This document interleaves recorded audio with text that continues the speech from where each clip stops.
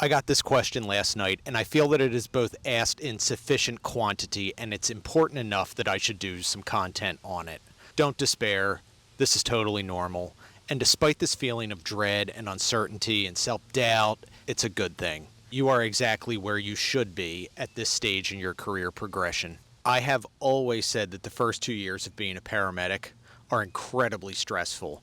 You're out of school, you're finally done that rapid fire, information overload, and survival style, am I going to get voted off of the island experience of school. I passed the registry, I'm good to go. And then you start doing the job and you're like, oh shit, the stress has just begun. Not only are you worried about doing a good job and not getting fired from a new job, but you're wondering how your more experienced peers are judging you. And then, let's not forget that there's this whole thing that you are doing a job that carries with it a tremendous amount of responsibility and the need to make split-second decisions. This stress is totally normal. If you weren't experiencing it, you'd be an asshole. One of those people who thinks they are God's gift and they are either totally in a deeply repressed denial or they woefully lack simple awareness. You should be running through your performance in your head. You should be questioning your partners, your mentors, and your training officers and asking yourself, did I do the right thing?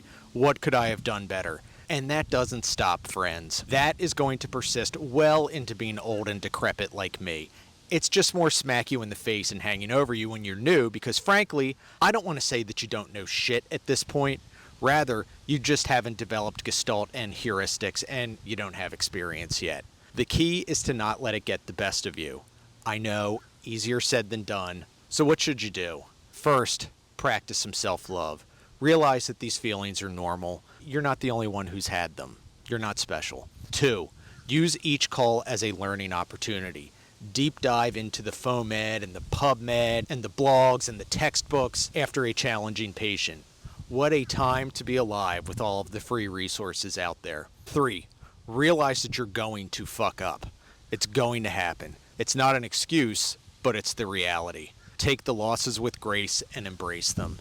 The only person you should be pointing fingers at is you. Failure sucks, but it's a great teacher. Take the wins with humility. If you do an awesome job, great. Practice self-love and give yourself the credit you deserve, but don't let it get to your head. You still have a long way to go. And the biggest thing I can tell you is to ask for help sooner than later if you're having trouble. If you feel like you suck at assessments or at a particular skill, ask a supervisor or an FTO or even an informal senior medic for help. When I was a first-year medic, I sucked at starting IVs.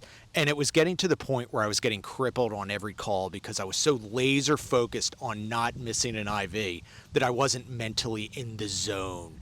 And I was starting to do a crappy job all around because I was so focused on that fucking IV rather than actually doing the patient assessment and blah, blah, blah. You get what I'm saying? So I finally broke down and I told my supervisor about it.